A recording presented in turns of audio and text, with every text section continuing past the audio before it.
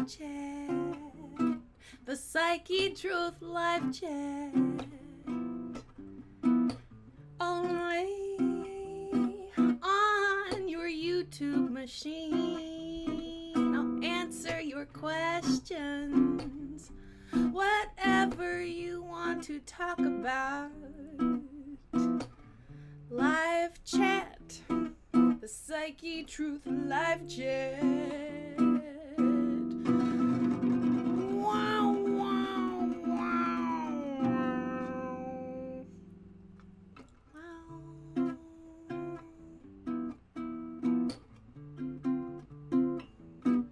So thank you so much, everyone, for being here. I'm going to keep playing this little lovely bossa tune for a second while I explain. Actually, I can't do that. Thank you so much for being here. Woo, woo, woo, woo, woo, woo. Ah. All right. Hello and welcome. Thank you so much for coming to my live chat. I imagine most of you already know who I am, but just in case you don't, my name is Corrina Rachel. I'm a certified holistic health coach. I was certified by the Institute of Integrative Nutrition. And this is my weekly live chat where I answer your questions live and on the spot. Now, I'm going to go ahead and answer the first question that I'm seeing a lot of here, which is, why is this my last weekly live chat? Long story short, YouTube is throwing its content creators under the bus. And if you are watching what is going on with other content creators, then you know that this is not an isolated issue. There are a lot of channels that are really struggling right now because of all these YouTube ad boycotts and auto flagging. And bottom line is that our income is a third of what it was a couple years ago. A third. Okay, not half, all right, a third of what it was a few years ago. And that's before we broke 2 million subscribers. I mean, we are getting more views on the channel than ever before, but our income is lower than it's been since like 2015 or 2014. It's insane. And what that means for us as a business is that we are not gonna be able to survive if we don't make some changes. So one of the first changes, unfortunately, was that my weekly live chat got the slash. This is not my personal decision. This was basically a group decision made by me, my boss, the guy that originally started this channel. His name is Mike, as some of you know. And, you know, the bottom line is that, you know, I've been doing this live chat for, I don't know, 2 or 3 years. Y'all probably know better than I do. Been doing it for a long time, every single Wednesday. Man, I've probably answered like 3,000 questions in the last few years. And at this point, we're realizing that taking an entire day of the week out of our filming schedule in order for me to do live chat is just kind of hurting us on a couple different levels. So I will still do live chats. All right, I'm gonna play with maybe doing a different time, like maybe in the evening. And so we're in Central Time, so that'll be, you know, more regular time for a lot of you that are abroad. So I'm gonna play with some different times. I'm probably gonna do like a monthly scheduled live chat. So maybe like the first of the month or something like that. I will let y'all know. And then on days that one of my presenters cancels, I will be doing a surprise live chat. So essentially what happens is, you know, people end up having to cancel their shoots. It ends up being more frequent than we'd like. So I'm going to go ahead and start scheduling shoots all 5 days of the week. And then if there's a day that somebody cancels because they're sick or whatever, I will do a live chat that day. So there will definitely still be live chats. It just won't be every single Wednesday at the same exact time, which, you know, if... you know, unfortunately, it's YouTube's fault. You know what I mean? It's no one's fault, and I wish that it didn't have to be that way. If we can get our income back up somehow, we'll definitely start doing the weekly live chat again. But at this point, we are not going to be able to survive as a company if we don't make some changes. We're already looking at, you know, I don't know what's going to happen, but generally the income always drops drastically in January because all the advertisers stop running ads after the holiday season. So we just kind of always expect that the income will drop in January. So from, where we are now, which is about a third of what we normally make each month over the last couple years, if it drops even more from there, we're going to be like potentially not able to survive at all. So we don't want that to happen. We want to still be making videos. So bottom line, and I will start getting to questions here in just a second. I just really wanted to explain why we're going to have to end the weekly live chats. So you can help keep the live chat alive by leaving tips. If my last live chat here today makes, a bunch of tips, then I might have a chance at getting to keep my live chat.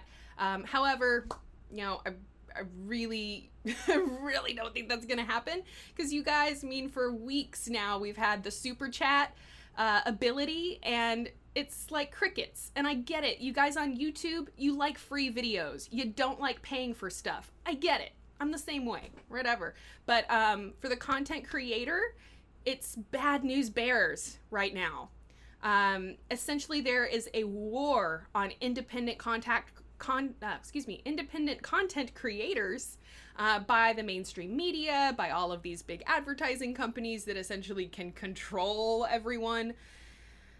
It's a long story. We have done a lot of videos talking about it. I'm going to go ahead and get into the live chat now, but please know that you can help us stay afloat. If you like what we're doing, if you find it valuable, even $1 is so super helpful for us. We literally make a half a penny for a watch hour on YouTube. It's insane. Like somebody watches our video for an hour, we don't even make a whole cent. It's really, really bad. Anyways, I'll stop blabbing. I'm going to start getting to questions. But you can help us out by visiting our Patreon. We make lots of behind the scenes and bloopers and all kinds of fun stuff for our patrons. Join wellnessplus.tv. There are, I believe, almost 1,000 videos up now on wellnessplus.tv, and it's not just the stuff on YouTube. Typically when we film a series, there'll be like one video we put on YouTube, 6 other videos that just go on Wellness Plus. So even though y'all are seeing things that say like, see the rest of my series on Wellness Plus, like, most of that series will never get posted on YouTube.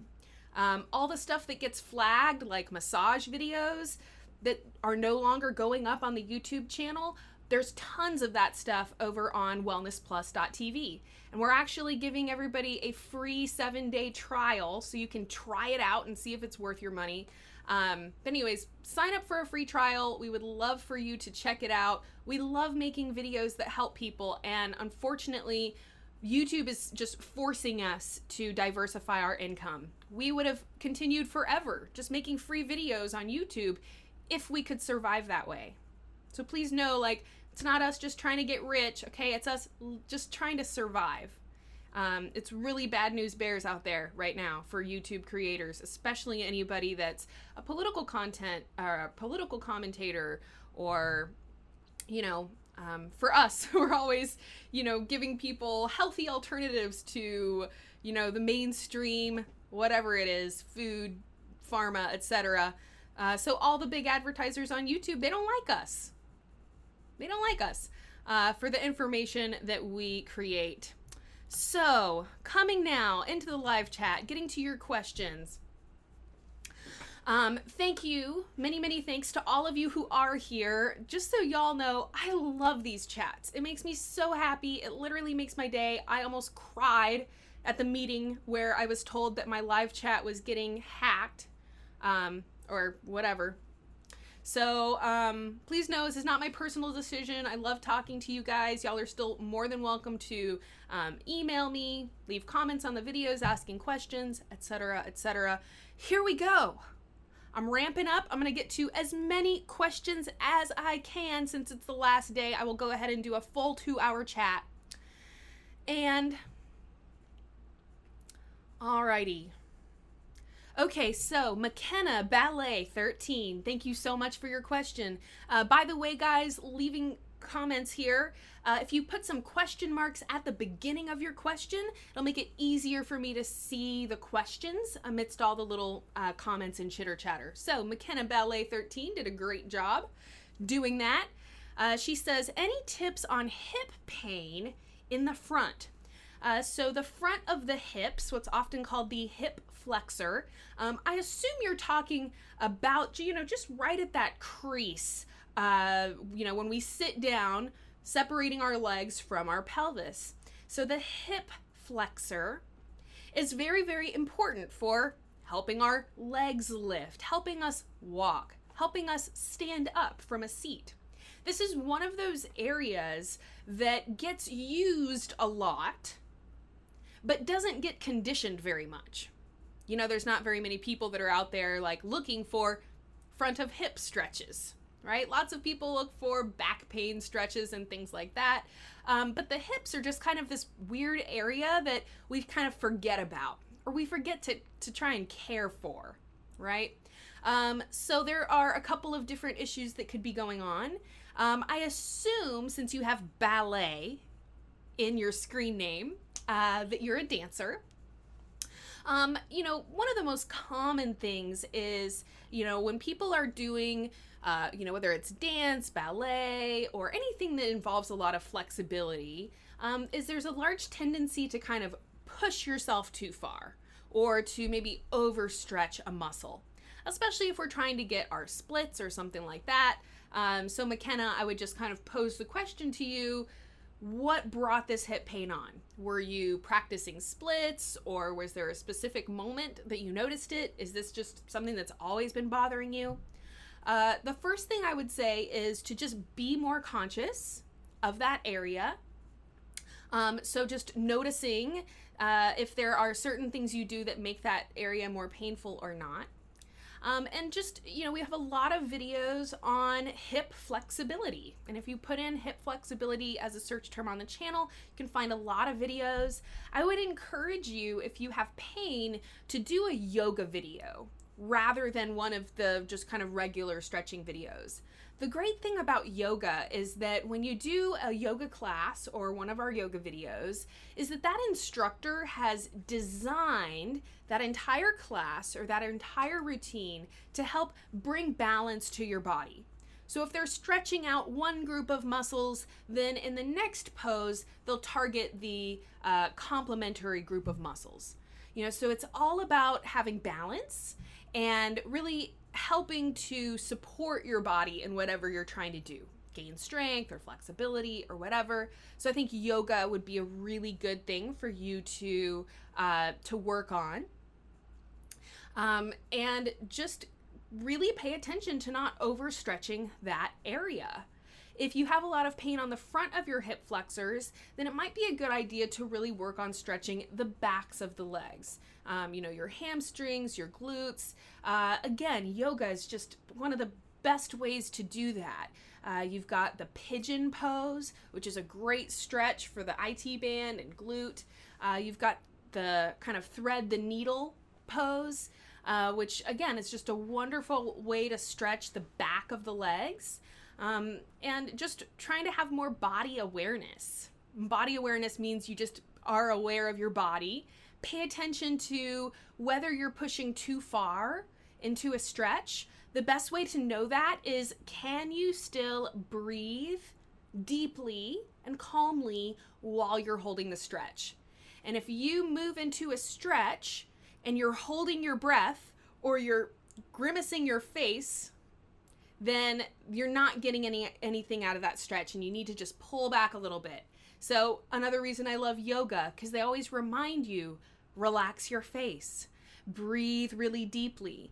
And if you want to get the most flexibility benefit, but also the best safety, remembering that you should be able to relax your face, you should still be able to breathe into the stretches. That's going to help you kind of stay in that safe zone where you're not pushing yourself too far. Wee Doctor 1, like a little tiny doctor. Wee Doctor says, hey, is this tea tree oil in a neti pot harmful? So I love tea tree oil. Let me just say that right off the bat. Tea tree oil is fantastic as a, natural antiseptic, antibacterial. I would exercise caution putting tea tree into a neti pot. Tea tree oil is a pretty strong oil, so it's, like I said, it's a great antifungal, antiseptic, antibacterial, so it could definitely have some benefits. However, doing a neti pot where you're actually sending saline solution through your nasal cavity is pretty delicate thing to do. So I would encourage you to just use the saline solution that's recommended with the neti pot. Typically, it's a very small grain or small grind of salt that's used. You wouldn't want to just use table salt. It's too big, right? It would be really abrasive. So just use the salt that they specifically sell for neti pots or the one that they recommend. And then as far as using tea tree oil for your sinuses, you could, I would recommend like making a steam tent, basically. So this is where you would just take like a pot of hot water or a bowl of hot water, put in, maybe just start with 1 drop of tea tree oil because it is quite strong. 1 drop of tea tree oil, and then you can take a blanket or a towel and kind of drape it over your head. So you're kind of making a tent over that pot of hot water, and in that way you'll be able to breathe the steam in and take in a little bit of that tea tree oil into those nasal passages, but it's going to be a lot less abrasive than actually, sending tea tree, through those passages. If you do want to try that, like you've just really got all kinds of issues and someone recommended that, I would just encourage you to really strongly dilute it. Like maybe put 1 drop of tea tree oil into a glass of water, and then, like maybe like an 8 ounce or even 12 ounce glass of water. You just want to really dilute it. You can always use more next time, but you certainly don't want to accidentally use too much because that could be, potentially painful. I'm sure that there are tons of people out there that have, probably tried this and probably even wrote, blogs or did videos talking about their experience using tea tree in a neti pot. I think the steam tent or an essential oil diffuser would probably be a safer way to use tea tree oil for your sinus passages. Chander Shecker Pandy. Sorry, I'm getting little beads of sweat here. All right, Chander says, does carbohydrates in the last meal of the day affect your physique? So this is a great question. Lots of people are asking, what should I eat at night? What's a good snack to eat at night? Yes, the bottom line is that sugar and carbohydrates at night, or as the last meal of the day before bed, is a pretty bad idea. A couple different reasons. One is that you're about to lay down and be sedentary all night. So your body's not going to be burning very much sugar while you sleep. Now there is a certain amount of energy that is burned up by your brain while you sleep, and a lot of different functions and repair that the body is doing while you sleep. So you are burning some energy, burning some sugar, and this is one of the reasons why the body will actually start to metabolize fat while you sleep. Okay, because there actually is a lot of energy being used while you sleep. But in terms of being able to burn off a lot of sugar or carbohydrates from your dinner, that's not going to be as likely as if you were to have your carbohydrates earlier in the day, and then you're walking around all day, you're burning a lot more energy, maybe you even work out, which is even better, right, if you want to lose weight. But bottom line is to keep your carbohydrates earlier in the day, so you at least have a chance to burn off some of that sugar during the day. And for your last meal or bedtime snack or whatever, whatever you want to call it, keep your carbohydrates low. So certainly refined sugar should be very, very low, if not zero, at the end of the night. But even your, refined carbohydrates like white bread, and tortillas and potato chips, it would also be a good thing to kind of avoid all of those refined carbohydrates at nighttime as well. So getting back to that idea of your body burning fat while you sleep, just kind of get that your body will always burn through the sugar first. It's easier for the body to burn through sugar, right? It doesn't require quite as much work as if your body's going to burn through fat.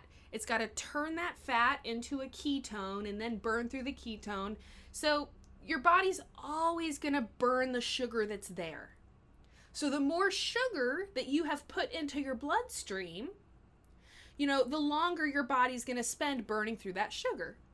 Whereas if you've had, limited sugar through the day and certainly limited sugar and carbs at night, then it won't take as long for your body to burn through that sugar, burn through the glycogen, which is stored sugar, and then get into that area where it starts burning fat, literally burning fat while you sleep.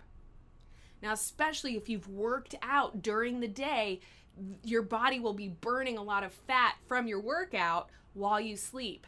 Again, it's all just contingent on you not having too much sugar in your bloodstream. So if you are worried about your physique, you're thinking about weight loss, avoiding carbohydrates is one of the best things you can do, especially at night, especially sugar, like refined sugar, high fructose corn syrup, etc., and especially your refined carbohydrates, white bread, highly processed foods. Those things are just terrible for you for a million reasons, but definitely are not a good thing to have right before bed.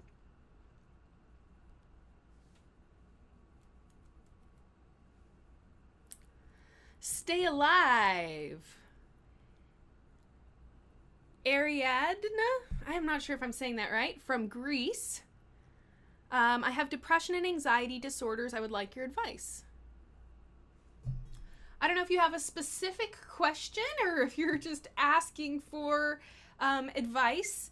I've just talked for a second on this. I think one of the big things that is often overlooked in depression, anxiety, stress, all of these things that are really, really common, because we're in this kind of media craze. In the modern world, everything is moving really, really fast. We've got deadlines, we've got traffic, we've got to be here on time, pay this bill on time. There's a lot of just stress and kind of, for lack of a better term, overstimulation that comes when we watch movies and, whether it's just crazy violence or just all of the, CGI and crazy stuff that comes at us, not just in movies, but TV commercials, music videos, even the TV shows and stuff, right? They're very stimulating for the brain. So it's kind of, if you think about a pendulum, you kind of think that, we are in this environment or in this society that's very overstimulated. Over fast, over violent, over this, over that. Everything is just a million miles a minute, instant gratification society. And so the response of the body is often to pendulum swing the other way. Depression, anxiety, insomnia, paired with fatigue and lack of energy, right? So a couple of different things to consider. One is anything you can do to help you slow down and to be able to look at the deadlines and the pressures and the things in your life and whatever it takes to be able to kind of take them with a grain of salt or just be able to look at them and notice that you are a source of stress in my life. So slow down at whatever possible, avenue you can. Slow down while you eat. Slow down while you walk. Slow down while you drive. If you can make more time for yourself to get wherever you need to go so that you're not speeding around and rushing around and always worried, that's going to reduce a lot of stress in your life. So slow down wherever you can, notice the things that are causing you stress and call them out. You know, deadline for school, you are a source of stress in my life. And then you can kind of start to evaluate those things that are stressing you out and just kind of ask this question, like, how important is this really to my life? Because especially when we're in school, you know, I remember being in school and feeling like, you know, this is like a life or death situation. Like this deadline, this project, this exam, it felt like my life was riding on it. It was incredibly stressful. In hindsight, I realized that my life was not on the line, right? And so a lot of that perceived stress and anxiety was being triggered by things that are really not that stressful. You know, in terms of, is this a life or death situation? So, I mean, things like, you know, paying your bills, getting your bills on time. I mean, that's important because they might cut off your gas or something like that. You know, so there's certain things that are going to have an effect on you, but then there's also all of these stressors in our lives that are just kind of, for lack of a better term, perceived stress, that if we can kind of call those stressors out, call them for what they are, and just make that conscious decision in our head to notice the things that bring you stress and anxiety. You know, it's a certain person or a certain relationship, or it's always at this certain time of the month when all my bills are due. Just being aware of those stressors is going to give you a lot of control over the feelings that they create.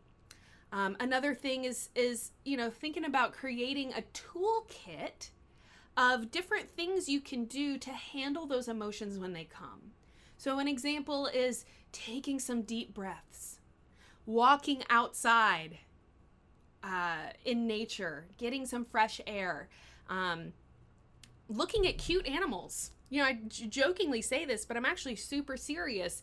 You know, looking at cute, adorable puppies and kittens, not only is it fun and makes us smile, but that reduces stress.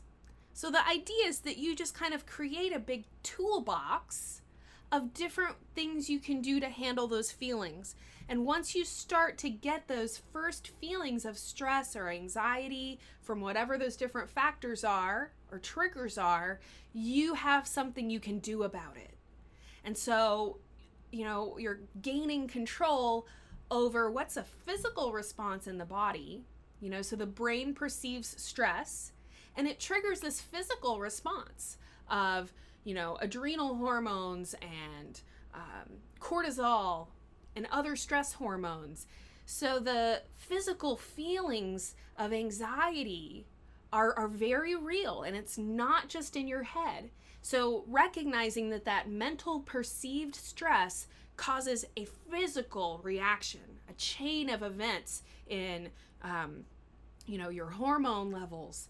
There's physical or physiological things going on that are creating that anxiety and the panic attacks or whatever it might be. So, you know, recognizing the things that trigger it, coming up with things you can do when you start getting those first feelings that you're getting stressed out, rather than kind of letting the snowball fall and then kind of being in that pit of anxiety and sadness and despair, and then wondering how to come out of it. Also worth mentioning that your physical health, the nutrition that you take in, these are all really important. A lot of the kind of stress and emotional nutrients would be things like vitamin D. So getting a little bit of sun exposure every day, and if you live in a place where you can never really get out in the sun, consider taking a vitamin D supplement. B vitamins are another big kind of brain associated group of vitamins. So taking a B complex might be something to consider. Just in general, trying to eat as many vegetables as you can. Wheatgrass shots or any kind of green juice is a great way to just supercharge with nutrients. Healthy fats, another super important part of healthy brain function. Our brain is actually, I believe it's 80% composed of fat. So having healthy fats in your diet is really, really important. And a lot of people who do low fat or non-fat diets end up having, depression and emotional issues that result. Largely because our brain, our nervous system, actually the outer coating or plasma membrane of every cell in our bodies is made out of fats. So having lots of healthy fats in your diet is really important. Coconut oil, avocados, nuts, chia seeds, fish. Bottom line is eat natural foods, eat vegetables, eat fruits. Your beans and legumes and seeds are all really great nutrient-dense sources. And then having some motion, some movement in your life. If it feels stressful to think, I have to exercise, then don't think that. I just gotta move my body. So moving your body can mean going for walks, doing some stretching videos. Yoga is probably the number one thing I would recommend, for depression and anxiety. Yoga is fantastic because it's giving you movement. It's also designed to, help balance your hormones, bring blood flow and circulation to your adrenals, your thyroid. There's so many emotional and mental health benefits associated with yoga. It's insane. So lots of different ideas there. Stay alive. I hope that was helpful for you. We have so many videos on this topic between Psychetruth and the ASMR channel. We've done a lot of videos talking about these topics, so I hope some of those are helpful for you. Brandy Glass. Brandy Glass, I have a bad thyroid. I can't lose weight. It's so frustrating. So first off, let go of the idea that you have a bad thyroid. You have a thyroid gland. Just like I have a thyroid gland. Lady Gaga has a thyroid gland. Katy Perry has a thyroid gland. We all have a thyroid. And, I think this is just kind of like one of those just mental things we do, right? We're like, I have a bad thyroid, or I have a bad metabolism. I have a bad whatever, right? But let go of that judgment on your body. Let go of that judgment on your thyroid. And instead, I just propose to you that you take this perspective of what can I do to help my thyroid out? Because if you're having thyroid issues, it's not that your thyroid is sitting there like, screw you. Screw you. Okay, it's that your thyroid is sitting there and it's like, help me, I can't function, help me. So if you can get out of this mindset that you have a bad thyroid and it's out to get you and it's sabotaging your weight loss, and instead maybe see your thyroid as the victim. See your thyroid as the victim. The victim of all the chemicals, all the processed foods, all the stress, right? Our thyroids, unfortunately, fall victim to the way that we live these kind of crazy lives. And thyroid issues are super common. In my opinion, that's an indicator that our diets and our lifestyles are really hard on the thyroid. Because your thyroid doesn't just automatically sit there and go, oh, you know what, I'm going to sabotage this person's body. No. All right. And this is a big part of a holistic philosophy, or just natural health philosophy, which is that, your body doesn't just sporadically stop functioning on its own for no reason. If you've got a problem with your adrenals or your thyroid or whatever, there's a cause. And it's not that that organ is out to get you or it's bad or whatever. It's that it's suffering. And something in your diet or your lifestyle is preventing it from doing what it's supposed to be doing. So, if you can support your thyroid in this case, and just take this position of, okay, clearly my thyroid is suffering. My thyroid is not able to do what it's supposed to be doing. I want to figure out why. And I want to do everything I can to kind of support my thyroid and give it what it needs to function. Because when we give our bodies what they need, they will heal themselves. They will restore function where function has been lost due to some other problem. So, so things you can do to support your thyroid. One is taking iodine. Iodine protects the thyroid from radiation. This is a big reason why they started iodizing the salt, right? Because they found that iodine deficiency caused all these huge issues. Well, unfortunately, the iodized salt, number one, it's not the best way to get iodine. And number two, it's not really healthy on its own. So I always encourage people to eat sea salt instead of table salt. The only bad thing about sea salt is then you're not getting the iodine. So if you're doing all these other healthy things and you're using sea salt instead of regular salt, which is good because then you get your minerals. Minerals are also really important for your thyroid functioning. Then taking an iodine supplement can be a really good thing to do. I mentioned a little while ago about how yoga, a lot of those poses are designed to help support the thyroid or support the adrenal glands. There's a lot of hormonal balance that can come from doing yoga. So something like yoga would be a great thing to start thinking about. Another great benefit of yoga or just any kind of, meditation or stretching or gentle movement, taking walks, is great because it's going to help support your lymphatic system, which is a super important transport system for getting rid of toxins, but also circulating nutrients and amino acids and all kinds of important stuff. So it supports your lymph. It also is going to reduce stress. Anything that you can do to reduce stress and get more sleep is pretty much going to support every different thing you're trying to do. Reducing stress and getting more sleep will help you lose weight, will help regulate your adrenals, help regulate your thyroid. There's just so many different reasons to, make time for stress relief. Make time for getting a massage, for doing some kind of movement or dance or flag football or whatever it is that you enjoy. Making time to do things that you enjoy is one of those things that often gets kind of pushed off the schedule because we're all so busy. We don't have time to do all the stuff we're doing already.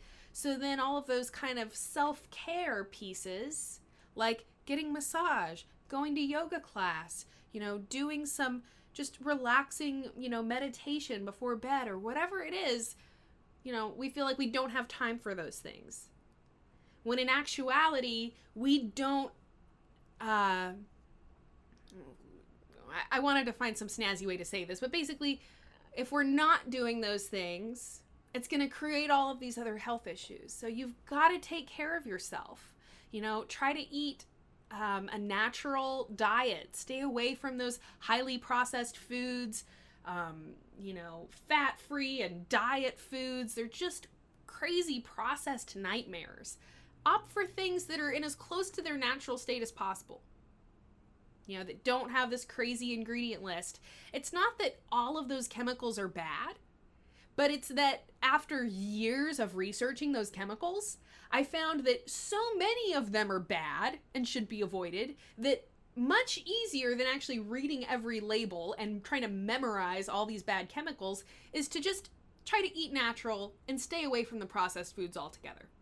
It's like your safety net to avoid the really bad things like MSG and methylparabens and sodium lauryl sulfate. And I could sit here and go on for hours about all of these horrible, horrible chemicals that are used in our food and body products for that matter.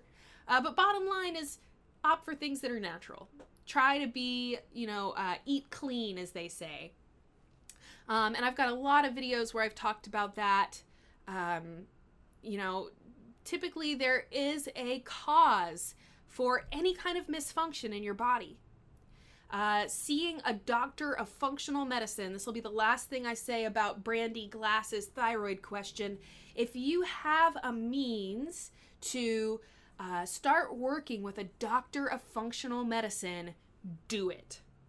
That is no matter what problem you have some weird condition or weird symptoms and the doctors can't figure out what it is, go to a doctor of functional medicine. They will figure out the cause of your problem. And actually, if you put in, I found this really awesome, it's called thyroidpharmacist.com. Dr. Isabella Wentz. Anyways, she did I read this whole article on functional medicine approach to the thyroid, and it's mind-boggling. And she points out that a lot of people have IBS or some kind of other digestive tract issue that precedes their thyroid dysfunction. So in many cases, healing the gut with a really clean diet and probiotics, healing the gut and helping it function can resolve thyroid issues. She also mentions that a lot of times autoimmune issues may precede a thyroid issue. So this is just a mind-bogglingly awesome article. And then she has all of this, thyroid nutrient guide, thyroid diet guide, thyroidpharmacist.com. That is not a sponsor. That is just a site that I found really useful. I encourage you to just do some research. You will find so much information out there if you just start looking around. Terry, thank you so much for your tip. Giant thanks to you. I don't see a question there, but Terry, if you have a question, please let me know because I owe you an answer now. Victor Gold, I love the big blue question marks. Thank you. Makes your question very easy to see.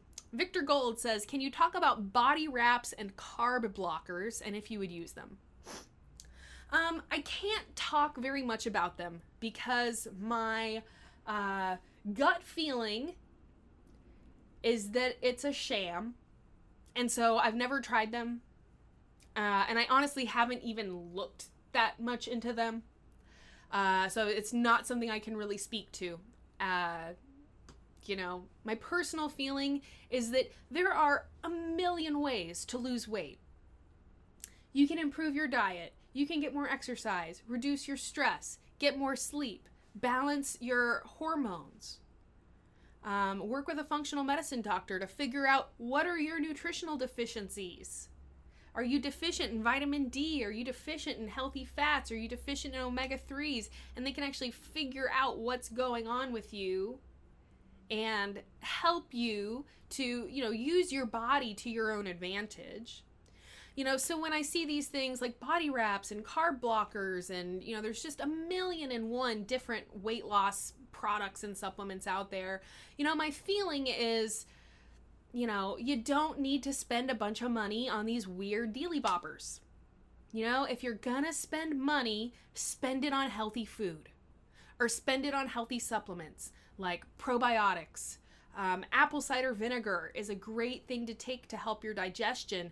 You can take it in little caplets, like the ones that I showed in my video that I posted on Monday. It's called Heartburn, Bloating, and Belly Fat. It's a whole video of tips for digestion. Actually, on that note, back to the thyroid question, I would encourage you to go and watch that video on digestive tips and see what you can do to kind of start implementing some of those tips. Because again, improving your digestion, improving your gut function can oftentimes has this connection to your thyroid.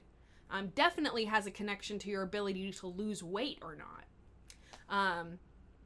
So ultimately I feel, eating natural foods, move your body, reduce your stress. These are my main, things that I want people to focus on. I would far rather you spend your money on healthy foods and vegetables or green juices than, body wraps. And, like I said, I don't know anything about the carb blockers. I haven't really researched it. I would just recommend that you, reduce your intake of unhealthy carbs. Seems like a much better option. It's like in Mean Girls, right? When Regina George starts eating the fiber cookies, they're supposed to eat up carbs, and then she goes on an all carb diet and she gains all this weight. It's hilarious, right? Just watched Mean Girls again over the weekend, so had to throw that in there. bottom line is, she could have, far, far, far helped herself by just laying off the carbs. Anyways. Ooh, Say and Groove. Not only do I love all your question marks, I also love your question. Corrina, can you make a video on natural flavors? I do not understand how it is harmful. Okay, Say and Groove. Number one, thank you for all of your awesome questions and all of your awesome support over the years. Definitely, I recognize your screen name. I know you are one of our big supporters, so big, big thanks to you for that. The bottom line on natural flavors is that a lot like your question that you've left me here with 1, 2, 3, 4, 5, 6, I don't know, somewhere around 20 question marks. Those 20 question marks embody the very reason that natural flavors are so bad and that I personally avoid natural flavors as much as I can. And I may see something that looks all healthy or whatever, and if I see natural flavors on the label, 9 times out of 10, 19 times out of 20, I will put it back. It's one of those things that just sets off a really big red flag in my head, and here's why. If you go to the FDA website and you look up natural flavors, what they will return to you is this huge list of different chemicals, all of which can be labeled simply with the word natural flavors. So when you see that on a label, they might as well have just put a bunch of question marks. Because unlike, methylparaben or propylparaben or EDTA or, partially hydrogenated oils, all of those things are bad, but at least you know what it is, right? They're telling you the chemical. When you see natural flavors on a label, the same thing goes for fragrance. All right, when you see fragrance on a label, there's not just one chemical that is natural flavors or that is fragrance. There's this huge list of tons of chemicals that can all just, rather than having to label that thing, they can just put natural flavors. So when you see natural flavors or fragrance, that one word basically could mean that there's 20 different chemicals, just signified by that one word. So not only do you not know what the actual chemical is that's in it, but a lot of the natural flavors on that list are things that scare the living tar out of me. So for instance, there's something called cochineal. It's often used for, I believe, for red flavoring. It's taken from the outer shell of bugs. It's taken from the outer shell of bugs. And it's a natural flavor because it comes from something that's in nature. It doesn't matter that it's a bug. There's another one called castoreum. And the scary thing about castoreum is you'll never see it on a label because they don't have to label it. It's one of the natural flavors. So you literally have no way of knowing if you're eating it or not. Well, where does castoreum come from? It comes from the castor gland of beavers, which is basically located inside of its butt. It's not like maybe the actual, I don't know. For lack of a better term, I refer to it as beaver butt juice. And I believe a lot of us natural health folks out there have referred to it that way. So essentially they take this chemical out of the castor gland of the beaver, out of its butt, and then they use that in things like fragrances. It's often used for raspberry flavoring. So anytime you're eating something that's raspberry flavored and you see natural flavors on it, you have no way of knowing for sure if it's got castoreum in it, but darn well I wouldn't eat it. I would put that right back down on the shelf. And I love things that are raspberry flavored. That's like my faves thing. But if you start looking at labels, you will see natural flavors on everything. It's ridiculous. And it's just so scary to me. Because, those are just two examples. But if something comes from rocks or from dirt, if something came from volcanic ash, they could call it a natural flavor. And they could put it in your food and call it a natural flavor because it came from something in nature. Anyways, I hope that answered the question. Uh, you know, I like to know what I'm putting in my body. At least if they actually label the chemicals, I can be like, oh, I don't want to eat MSG. I'm not going to eat that. But with these weird ambiguous things like fragrance and natural flavors, I mean, you just don't know what you're really eating or putting into your body. And, that alone just, rubs me the wrong way. And if you actually go to FDA.gov and you look at the list of things that are natural flavors, you'll be shocked the same way that I was, which was like, man, they can call that a natural flavor? Are you kidding me? So, another big reason I just try to encourage people to eat things in their natural state. Eat things that don't have a crazy long ingredient list. And certainly if it does have a crazy long ingredient list, it should at least be real foods on the label. One kind of little trick that I've talked about before, is to think, okay, well, if I put that ingredient in on Google Images, would it give me a picture of a food like broccoli or beets or carrots, or would it show me a chemical structure? So if you put corn in Google Images, obviously you'll get a bunch of pictures of corn. If you put in high fructose corn syrup, you're going to get a chemical structure. If you put in methylparaben or propylparaben or EDTA, you're going to get a chemical structure. And this crazy long EDTA, which is a big preservative, super common. You probably see it on everything if you read labels. Ethylene diamine tetraacetic acid. So things that are abbreviated, BHT, another preservative, really common in chewing gums. Butylated hydroxytoluene. So no wonder they don't want to put that on there. Butylated hydroxytoluene, ethylene diamine tetraacetic acid. Of course they don't want to put that on there. So avoiding things with, natural flavors, long words, and even those abbreviated things like EDTA and BHT. Really good idea to avoid those as much as possible.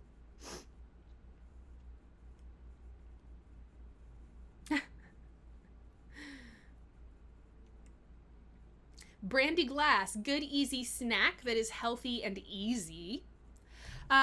So Satan Dark Destroyer says nuts, they fill you up and control cravings, just don't eat the salted ones. So yeah, nuts are a fantastic idea. I love kind of either making my own trail mix with things like, maybe dried cranberries and raisins and a whole bunch of nuts. It can be really super delicious. You can also, if you're looking for something that's a little more like on the go, easy, use something like, a little bit of honey, and you can make, I think I did this in a easy healthy snacks video. I'll actually like take my trail mix and just roll it up with some honey. And then you put that in the fridge for a little bit and you get these little like trail mix balls, for lack of a better term. One of my favorite easy snacks is just like eating an avocado. And there's so many times that I'll just like pop open an avocado, maybe sprinkle on a little sea salt, and then like that's my snack. I'm also a big fan of, using things like hummus, which is like ground up chickpeas, or even just getting like a can of chickpeas. And using that to, if you take like chickpeas and some mayonnaise or veganese or whatever, and kind of make like a healthy tuna salad or whatever, or a healthier tuna salad. Bottom line for healthy snacks, I just encourage people to think, healthy fats, healthy protein. Healthy fats, healthy protein. So maybe that's, taking a piece of turkey and rolling it around a cheese stick. Another thing that I really do pretty commonly is taking like the big boxes of spinach, and I'll just like eat the spinach straight out the box, or use the spinach to, like pick up a piece of turkey or a piece of cheese or something like that. I'm always kind of thinking, for me, I'm always thinking simple, easy. I love things that are just like, make a, take the little couple pieces of food and then wrap it in a piece of lettuce, or sandwich between two pieces of spinach. Having some vegetables with your snack is always going to be a good idea. and just trying to stay away from those refined carbs, stay away from, the bread and the potato chips and tortilla chips. Unfortunately, they're empty calories, which means they don't give you fiber. They don't give you protein. They just spike your blood sugar and they don't fill you up. If you want to actually have a snack that, handles your hunger a little bit, you need those fats, protein, and fiber elements.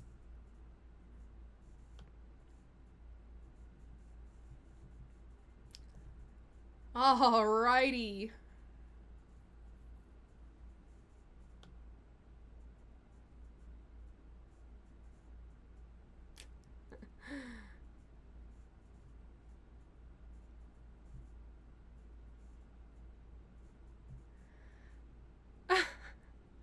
So I'm talking about religion and astrology, and I'm not even gonna go there because this is a health and wellness live chat.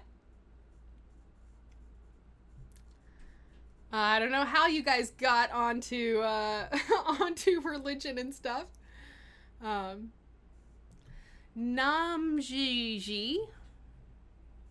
Can't quite read the screen name too well, but I think it's Namjiji. Why does my stomach continue to growl sometimes, even after I've eaten? It makes me feel like I should have eaten more, even though I ate a good amount. So just to kind of reiterate what I was just saying in the last question about, a snack that'll actually fill you up, you want to satisfy your hunger. You gotta have either all three or at least some of one, healthy fats, nuts, avocados, fish, coconut oil, even butter is largely considered a healthy fat. Especially if it's from grass-fed cows, whole milk butter from grass-fed cows, you get a bunch of healthy fats in there. Fiber. Fiber is awesome because every time you eat a vegetable, a piece of fruit, a bean, or anything from the, legume family, your grains, great source of fiber. If you're gluten-free, there's tons of different gluten-free flours out there. I've been baking a lot recently with coconut flour. This is actually another one of the things that I showed in the video I put up on Monday about digestion. Coconut flour has 4 times the fiber of oat bran flour. So you know how people are always like, oh yeah, you gotta eat a bran muffin for the fiber. Well, you actually get 4 times the fiber from a coconut flour muffin. And I just love the taste of things done with coconut flour myself too.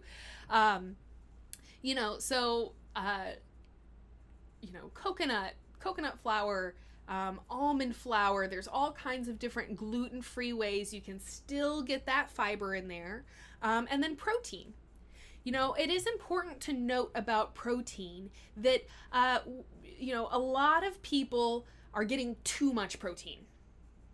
And the kidneys can only process a certain amount of protein every day. So having too much protein actually can be very, very bad for you.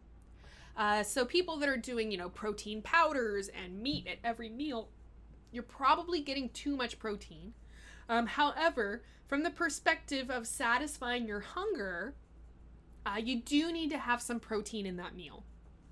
So, there are so many, healthy sources of protein. I have a video, it's several years old, but, healthy sources of protein. Things like hemp seeds actually have a lot of protein in them, but they're little, tiny, easy to add to salads and soups and smoothies. So it's just a great kind of example of a natural, healthy food to start integrating into your diet. And just throwing in some hemp seeds here, some hemp seeds there, chia seeds here and there. Great ways to add in some of those healthy fats, healthy fiber, and even some healthy protein. And that's just, one example, right? All of your natural foods, are going to be good ways to add those things into your diet.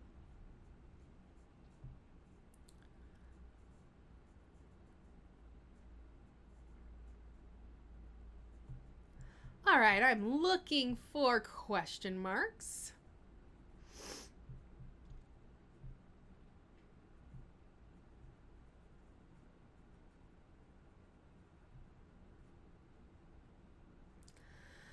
Sweet dreams. What was the name of the doctor Corrina just mentioned? I think the only doctor I mentioned today was this Dr. Isabella Wentz, thyroidpharmacist.com. I found this article just like freaking fascinating. During the conference, let's see. Well, I don't want to go back into the thyroid thing. But anyways, thyroidpharmacist.com. A functional medicine approach to the thyroid. I just found that mind-blowing. So hopefully that's the answer to your question there, sweet dreams. How much wood could a woodchuck chuck if a woodchuck could chuck wood? Kayla Princess, I don't know if the world will ever know. It's a good question, though.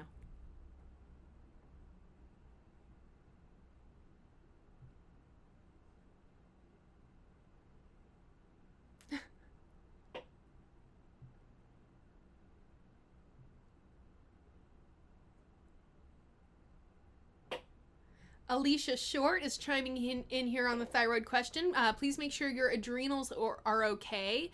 You can't take iodine if you have bad adrenals, and the adrenals and thyroid kind of go hand in hand. So that just kind of, I would just say reiterates, what a good idea it would be to work with a doctor of functional medicine, because the first thing that they'll do is send you to have like a full, blood test.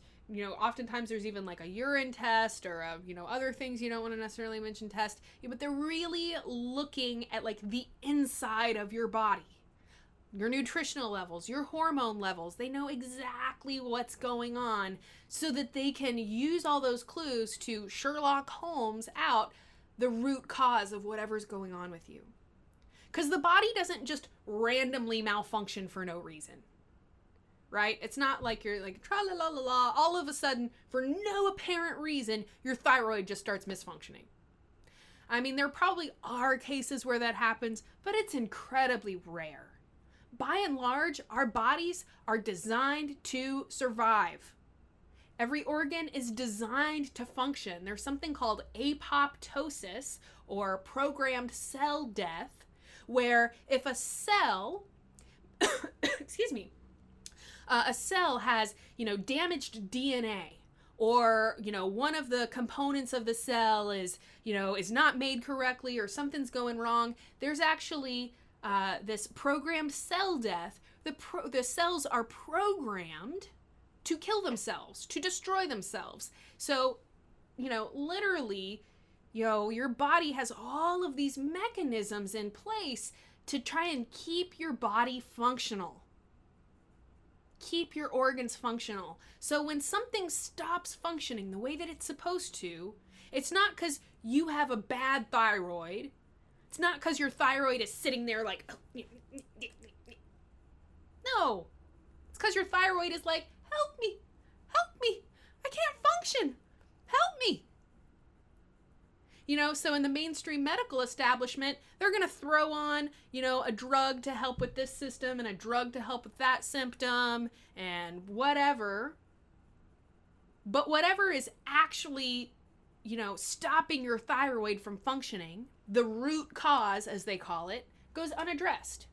And so that's what functional medicine is all about. Figure out what's going on.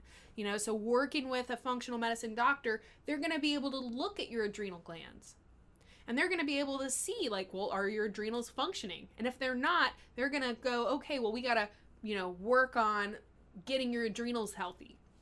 Then we supplement iodine. Then we handle thyroid. Then we deal with weight loss, or whatever. The whole idea is that it's manicured for you based on your blood work, based on your physiology and your body, rather than, you come in with this symptom. Okay, well, this is the drug we prescribe for this symptom and send you home.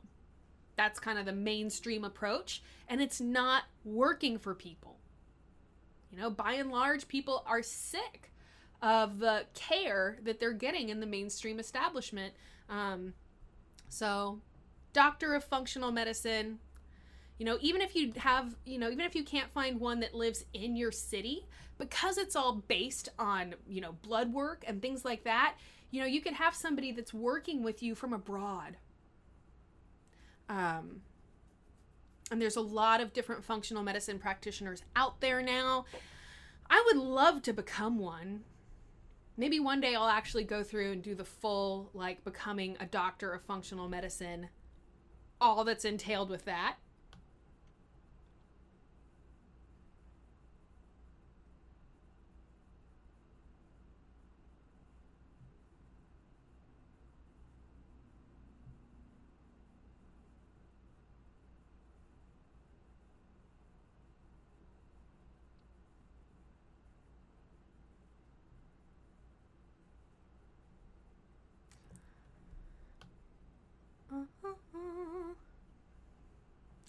Alrighty, guys. So as I'm looking for questions here,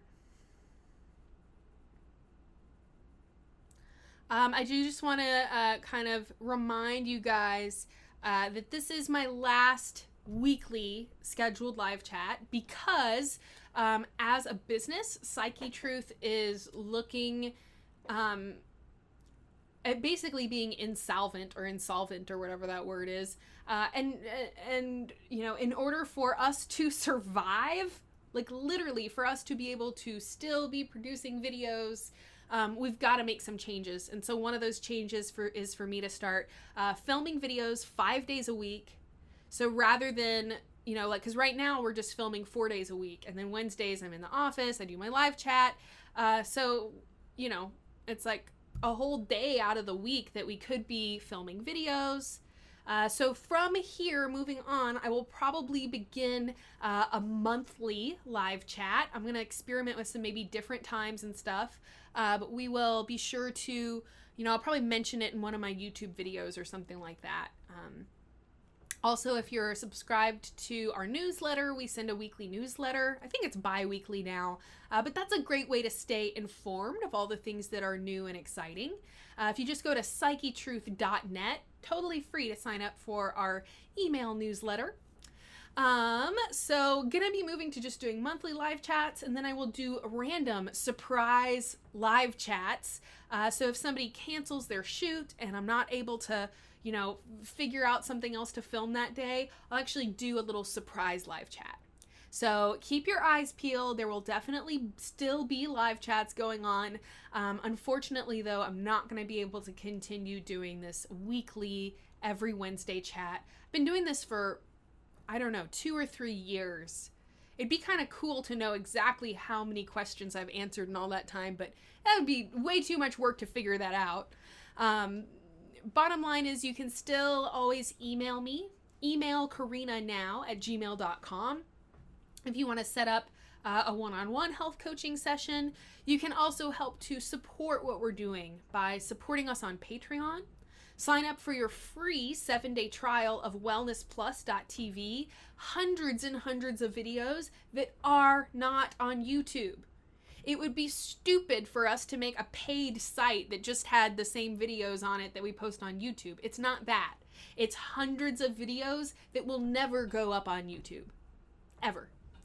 We've got like a 30-day yoga program, 30-day ab program. I'm working on a 30-day weight loss program right now. So there's all kinds of cool stuff up there. Try it free for 7 days. Wellnessplus.tv.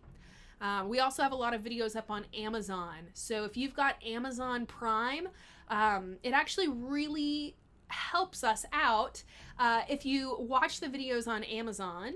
If you leave us a review or just, you know, give it the 4 or 5 stars or whatever, that really helps us out too. So watch the videos on Amazon. They're free if you have Prime, which most people do nowadays.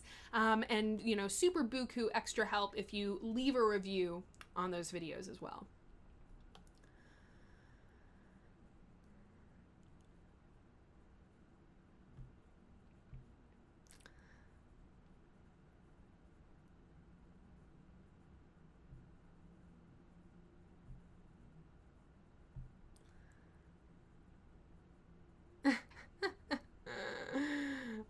Looking for question marks here, guys. So if you have a question, please leave it.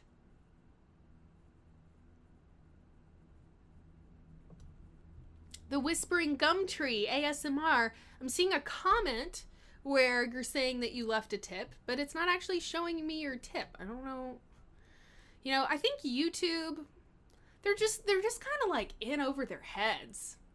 They have all these functions that are supposed to work one way and none of them work. Naima Acheb, I agree with you about sugar should be banned. I mean, it's not a popular thing to say, but so many health issues would be resolved. If people could just drastically reduce sugar, that'd be great. But it's not likely. So, banning sugar. It's probably never gonna happen, guys. Don't get scared. Sugar industry is worth way too much money for anyone to ever sacrifice their profit for the good of our health. Just ain't gonna happen.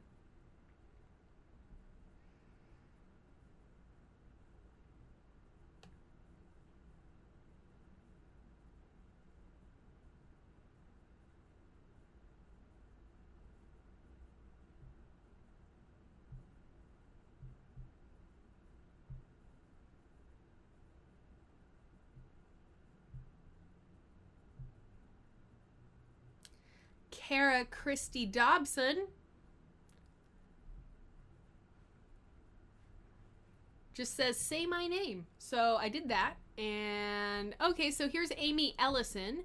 Can you dislocate your hip while you're doing the oversplit or middle slip? I mean, I would assume that you can. I don't know a lot about dislocating your hip. I would imagine you would need to be doing something a bit more active than just, a stretch. But at the same time, if you are really pushing yourself into something like oversplits or center splits or middle splits, yeah, I mean, you probably could dislocate your hip. This is, we had a question right at the very beginning of the chat. Somebody was asking about pain in the front of the hip or hip flexor. And I just kind of talked about, having body awareness. And this goes, whether you're talking about splits, just in general life, all of us can benefit so much by having body awareness. And just like it sounds, it's being aware of your body. So things like noticing your posture. If you're always, slumped over, you're really likely going to end up with some serious neck and shoulder issues, maybe recurring headaches. So simple things like being aware of your posture, trying to sit up straight. Man, I could have better posture right now while I'm doing this live chat. Having better posture while you're doing movements or stretching or even just walking through your day, being aware of your body. A lot of times we're just so distracted by everything else going on. We're not noticing things like, wow, it really hurts when I do this, or really hurts when I do that. Making sure that you're just paying attention to your body, especially when you're doing things like lifting heavy objects or bending over. These are kind of prime times where we can screw ourselves up if we're not paying attention. So that saying, lift with your legs, not with your back, I never knew what the F that meant. It was like, lift with my legs, not with my back? Like, what does that mean? After years of filming people doing yoga videos and massage videos and all kinds of physical therapy and stuff, I have a really clear idea of what that means now. Which is that if you're going to lift something, you don't arch your back and then just try to lift it with the pure strength of your core and your arms. You keep your back really strong and engaged and your core strong and engaged. Kind of what they talk about in yoga, just like, bending with a flat back or rising up to a flat back from a forward fold. You're keeping your core and your back really strong and engaged and protected. And then you kind of use your legs, which are super strong, your biggest muscles of the body, use your legs to support you in, standing up and picking things up that are heavy. And you can save yourself so much pain just by having more body awareness. Now, getting specifically to your splits question, another place where you really, really need to be listening to your body, because when you're working on your flexibility, you're, putting yourself in a situation where it's very, very possible, if not likely, that you can injure yourself or that you can just push a little too far. So you always need to be able to breathe deeply while you're holding a stretch. And if you move into a stretch and you're like holding your breath and your face like gets all weird and distorted, you're pushing too far. You're in the danger zone. The danger zone. So you got to pull it back a little bit. Pull it back to where you can breathe deeply as you stretch, maybe stretching a little bit deeper with each breath cycle, and relaxing your face or smiling. You should be able to move into a stretch, still be able to breathe, still be able to relax your face and smile. Those are just kind of good ways to know that you're getting the most out of the stretch and not in danger of injuring yourself. There's definitely, especially with things like oversplits, a lot of potential to just go too far. So you've got to have that body awareness. You got to pay attention.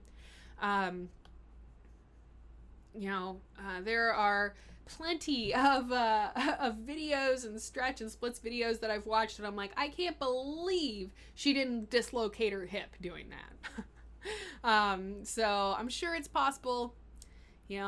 Seeing a chiropractor or a physical therapist, or a sports massage therapist is going to probably be the best way to, figure out what's really going on in your body. I just really encourage people to, see a physical therapist, especially if you're a dancer or somebody who's, really working on a lot of those kind of deep flexibility poses. Work with a physical therapist to help make sure that you're safe.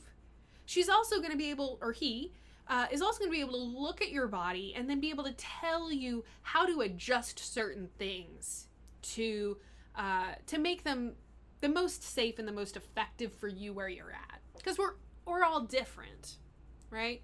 So every person's body is different. We can't all do the same things or eat the same diets. We need to kind of, recognize that we should be doing things that are particular to us. And just because you see someone else do it doesn't mean that you can do it.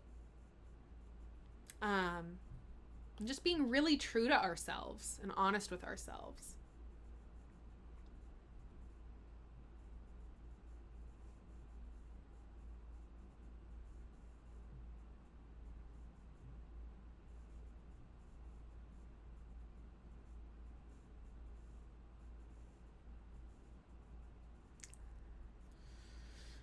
Alrighties. Oh, a whispering gum tree. The whispering gum tree, ASMR. What sort of foods can help with depression? So thank you so much for your tip. Mucho buku thank yous. Super appreciate it. Always love my fellow ASMR artists. Oh, I just got another tip. This is awesome. Thank you so much, you guys. You guys are so super kind. So super grateful. David Blair just left a tip. Thank you so much. I don't see a question there, but if you do have a question, be sure to let me know because I owe you an answer now. Big thanks to David Blair. So let me get to this. Foods to help depression. Now, there was a question earlier about anxiety, and so I did kind of go over a little bit of this earlier, but I'll see if I can add some other things in. So just to reiterate what I said earlier in the chat, your brain and virtually your entire nervous system is made out of fat. So healthy fats in the diet are so important for just mental clarity and brain function in general, but also for your emotions. Your hormones, I also believe are, I don't know if it's primarily made of fats, but do contain fats. So having healthy fats in your diet helps you, helps to have healthy brain function, healthy nervous system function, and just making those actual hormone molecules that the body needs. I can't say enough about doing yoga to help support and balance your hormones. I know that's not a food, but just while we're on the topic of endocrine dysfunction or hormone issues, yoga is fantastic for helping to support healthy hormones. Vitamin D is one of the most commonly, or I should say most common culprits for things like depression or other emotional types of issues. There's actually a lot of other health issues associated with vitamin D. It's not just your mental emotional health. So getting a little bit of sun exposure every day is really, really important. You don't need a whole lot. I think the recommendation is like 10 to 15 minutes a day of sunlight, on as much, exposed skin as you can. If you're living in a place that's super cold all the time, or maybe there's just not much sun, consider supplementing vitamin D. Let's see, what else? We talked about iodine, protecting your thyroid. Kind of unrelated, but remember that nothing in the body exists in a vacuum. Everything is related to each other.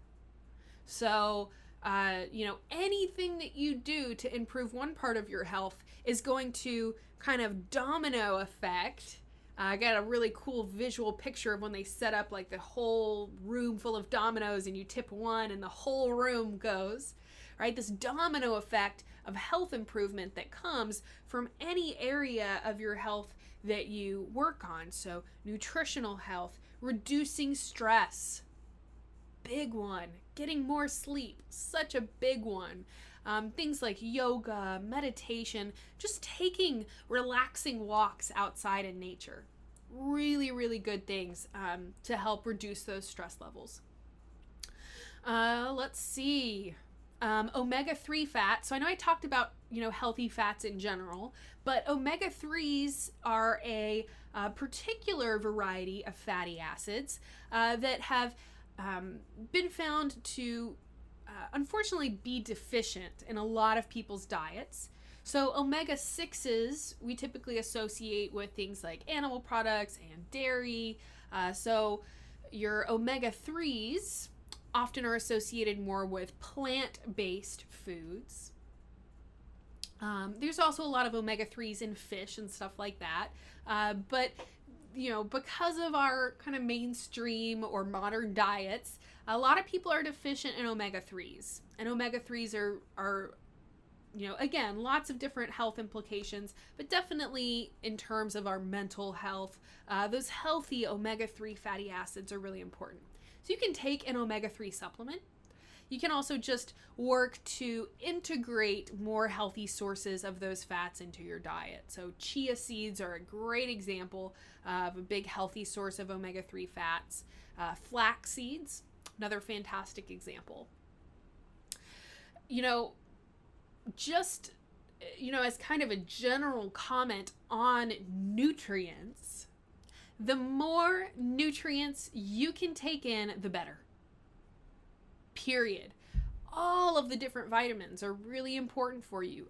B vitamins are another important group of vitamins often associated with emotional health.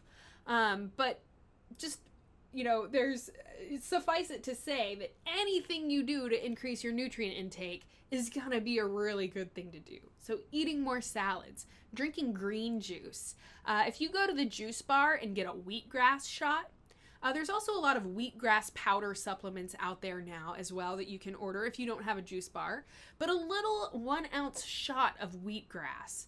I don't know the exact number, but I believe it's like the equivalent of like 4 pounds of green vegetables. It's just insane. It's just insane the amount of nutrients that are packed into a little shot of wheatgrass juice. So things like green smoothies, wheatgrass shots, just eating more salads, eating more vegetables. I can't say enough how important that is. Another important food thing associated with, with emotional and mental health, I would say is mineral intake. So there are a lot of different minerals out there. Typically, the average diet means that people are in excess of sodium intake, because our table salt is just sodium. And there's all of these other really, really important minerals that we need, like magnesium and selenium. There's potassium, of course, so many different minerals that are so important for us.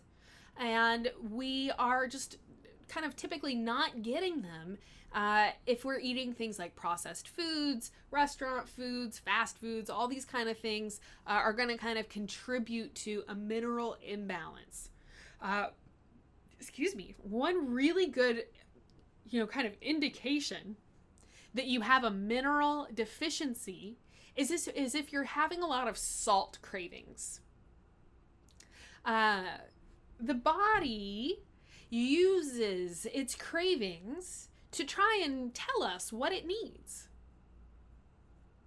To try and tell us what it needs. So if you're craving salty foods all the time, that's a really big indication that you're deficient in minerals. The body doesn't have a way of telling you, like, I need more calcium. Right? It can't really be super specific. But salt cravings in general tend to indicate that there's some kind of either mineral deficiency or mineral imbalance, like you're getting way too much sodium and way not enough calcium and magnesium. And all of those different minerals play important roles. Some of the minerals are electrolytes, which means that they are essentially they're charged particles. And those electrolytes are essential for helping the brain and the body to communicate with each other. Our entire nervous system is electrical impulses, right? And so those electrolytes that we get from, magnesium is an electrolyte. Those electrolytes just help all of that communication and nervous system function to occur. Coconut water, great source of electrolytes. Raw chocolate, raw cacao, great source of magnesium, which is one of the electrolytes. So again, just eating more natural foods.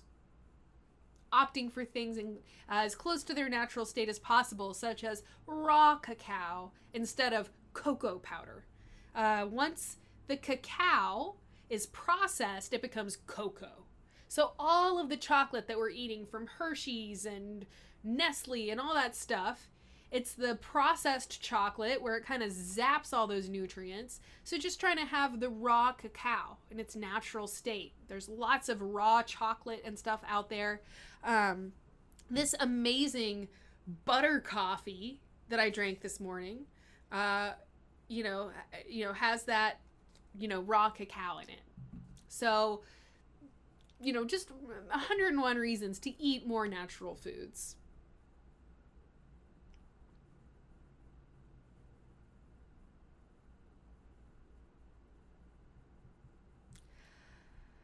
Okay, so just as a reminder, I'm still seeing people asking why it says this is my last live chat. We can't afford to keep doing the weekly live chat as it stands. I will still be doing random surprise live chats. So anytime somebody cancels on me and I can't, I probably will still film videos that day or whatever. But if somebody cancels their shoot, I'll go ahead and do a live chat. I'm also thinking I might, do a regularly scheduled monthly live chat. Maybe in the evening, kind of play with a different time or something. Bottom line is that YouTube has slashed our income. We're making a third of what we were a couple of years ago. Despite the fact that our views are higher than ever, we now have 2 million subscribers. None of that matters to YouTube. They've slashed our income, and we're not going to be able to survive as a company if we don't make some changes. So one of those changes is that I'm going to start filming videos 5 days a week, which means the weekly live chat is on hold, hopefully just temporarily on hold. If we can get things back to normal, get ourselves back to the financially viable state we were in just a year ago. Just a year ago, things were so much better. But YouTube is on their third round of advertiser boycotts. And what that means is a company like McDonald's that buys advertising on YouTube pulls out their money from YouTube. So the advertisers are boycotting YouTube. And what that means is that all of the content creators, like me and PewDiePie and Jenna Marbles, and, you know, the list goes on. There's like probably millions of us now. You know, we're all taking the brunt of that. And where we were able to survive for like 7 years putting up videos on YouTube, they're completely 100% free for you to watch. We can't survive with that model anymore. So we've got wellnessplus.tv. There's hundreds and hundreds of videos on wellnessplus.tv that will never go up on YouTube. All of the things that get flagged on YouTube, like massage videos, ASMR back tickling videos, boom, they're all on wellnessplus.tv now. And we've got, you know, like I said, tons and tons of brand new videos that are up there. We're putting up like 10 to 20 new videos a week on wellnessplus.tv. And you can get a free 7-day trial. Try it out for free. See if it's worth your time. Watch the stuff you want to watch in your free trial and then cancel. Whatevs. We also have a Patreon page, another great way to support us. We also have a lot of videos that are up on Amazon, and they're free to watch if you have Amazon Prime. If you want to leave us a review on those Amazon videos, that's super helpful. But just in the per minute payment, Amazon is just far better than YouTube. YouTube pays us less than half a penny for an hour of watch time. So that means that in order for us to make $1, that's like 200 hours of watch time? For us to make $1, 200 hours of people watching our videos for us to make $1. I just did that math in my head. It could be wrong. But bottom line is, it's super grim. We will not be able to survive as a company if we don't make some changes. So that is why the live chat is getting temporarily put on hold. Like I said, I will still be doing some surprise live chats and maybe a monthly live chat in the evening. So y'all keep your eyes peeled for that. But unfortunately, this is the last weekly Wednesday live chat, at least for a little while, until we can get things, back to normal.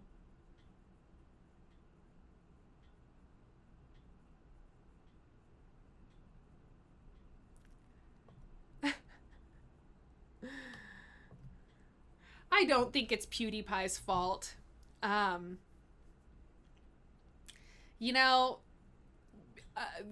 What happened to PewDiePie was just kind of the culmination of what had been going on for a long time. You know, advertisers have been getting pissy at YouTube for a long time. Because if they are putting their ads on television, they know like what's going to be going up on television and all of these television networks that control what people can say. And there's a reason that this information that you get in this live chat, you don't hear this in the mainstream media. You don't hear this on Dr. Oz. You don't hear this in the mainstream because a lot of this information upsets those big advertisers. Like Big Pharma and General Mills and Nestle and you name it, right? Those big food manufacturers and pharmaceutical companies. I mean, that's who pays for you to be able to watch YouTube. And if they don't like what you're saying, just pull their ads off your video. Unfortunately, I would say it's a form of censorship, period. And you can see, there's stuff on YouTube that, YouTube doesn't have a problem with. But if YouTube has a problem with something you're saying, they're going to demonetize your channel. They're going to basically screw you. Unless you're independently wealthy, you're not going to be able to make videos anymore. Because it costs us money to make these videos. It costs us thousands and thousands of dollars a month to make these videos. So, anyhow, I don't think it's PewDiePie's fault. I think that what happened to PewDiePie was a long time in the making. Of a problem that had been going on for quite a while. It was just kind of the big culmination where a really big giant YouTuber just said one thing wrong or did one thing that, pissed off the wrong person. And it just created this, this flood of issues. But largely it's the political commentators, the natural health channels, the conservative people, right? Because Google and YouTube are super liberal. Anything super liberal, they're totally cool with. If you've got a kind of conservative channel, you're screwed. YouTube ain't monetizing your videos anymore. So, anyways, that's my take on the matter. Craig Catapano. Craig, thank you so much for your tip. Super big thank you to Craig. His question, is there a natural cure for psoriasis? Something I can do with my diet. There are, again, in the area of functional medicine or holistic health, again, this is something that is not just a random malfunction of your body, that you just randomly develop psoriasis and there's no cause. In the perspective of holistic health and functional medicine, there's always a cause. So, there are a lot of different things that can trigger psoriasis. This is partly an immune system issue.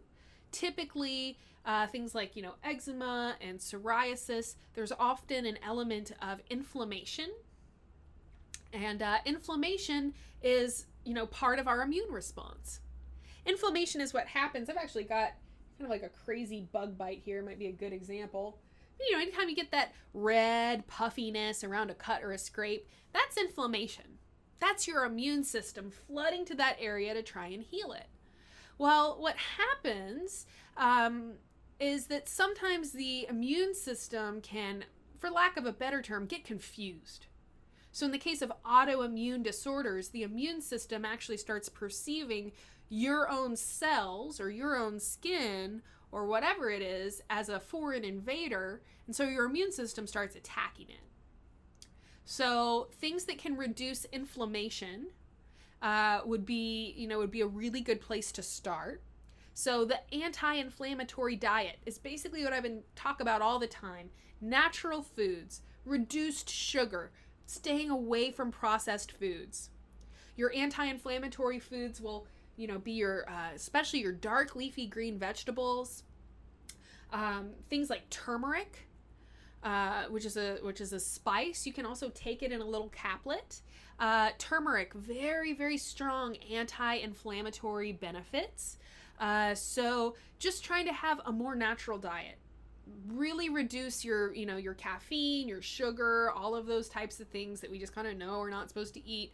Know that those things trigger inflammation. That's one of the big reasons that we're kind of encouraged not to eat them. And just trying to eat natural foods, as many greens and veggies or wheatgrass shots and stuff like that as you can take. Working with a doctor of functional medicine will be the best way to discover your root cause, because there's lots of different potential causes or potential triggers that could be at play.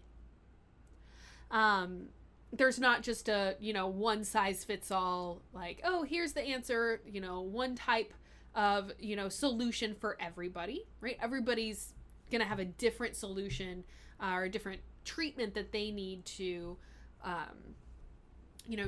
try.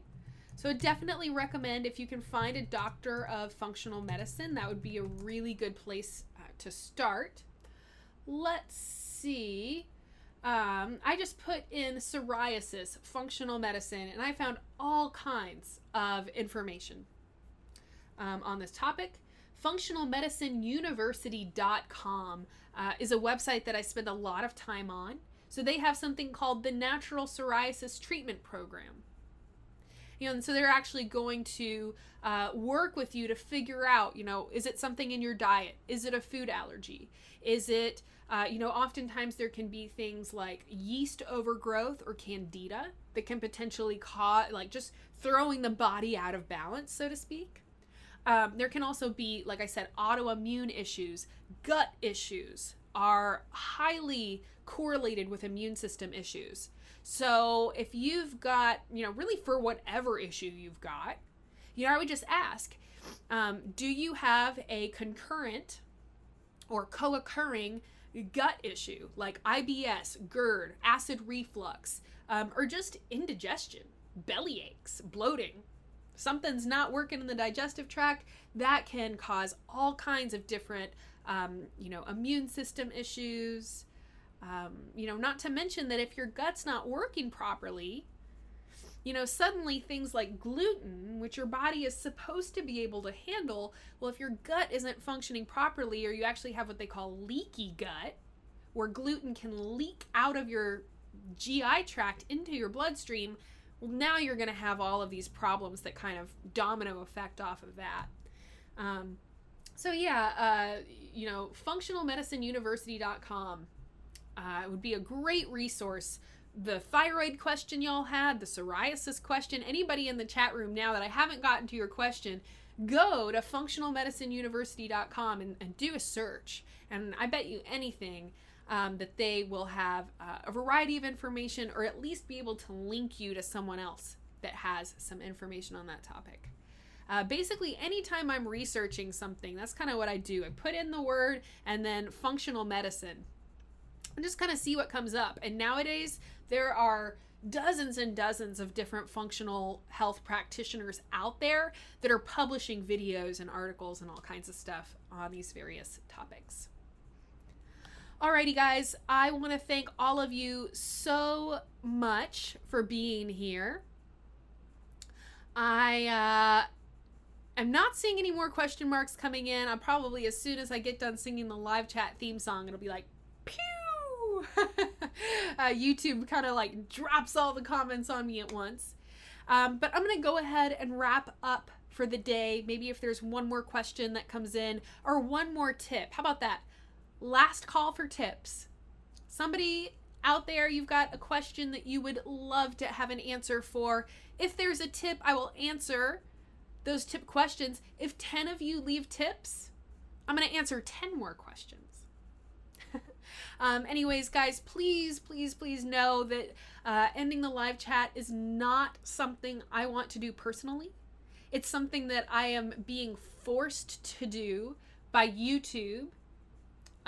Basically throwing our business model on its head.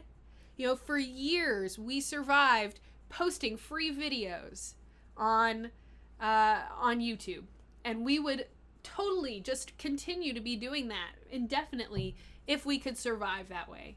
And unfortunately, we just can't survive that way anymore. So, Ilka, thank you so much for being my fantastic moderator all of these chats. Hopefully you'll still be around for some of those surprise chats and stuff. Send me an email.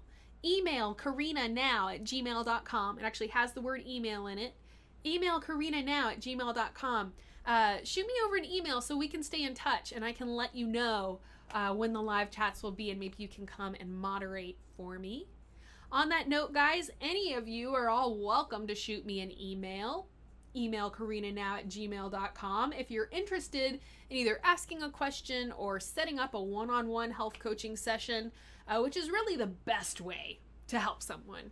Because anytime someone asks a question, I just immediately have like 10 questions for them. Like, when did this start? Were there any things that you noticed that happened before that? What other coexisting issues do you have? I mean, there's just, so many questions that I have to be able to try and understand the problem. OM freaking G. Sweet dreams. Just nailed it. The biggest tip of the day. Thank you so much. It says maybe live chats could be a perk for Patreon at a certain level. Just a thought. I finally have room in my budget and I'm signing up for Wellness Plus. Awesome. You know what? That's an awesome idea. And we actually tried that a couple years ago. We had, there was going to be like an exclusive Patreon live chat. And then so we kind of like made a post and we were asking like, okay, what time should we do? And it was impossible to find a time that everyone could be there, or that even like 3 or 4 people could be there. So I will totally try that out though. That is an awesome idea. And now that we have a whole lot more patrons, maybe we can get, maybe I can do like 2 patron chats at different times or something like that. But yeah, we probably will be doing, the bottom line is that I love doing live chats. I just absolutely love it. So between doing the surprise live chats, probably do a monthly live chat here. Yeah, more live chats for the patrons.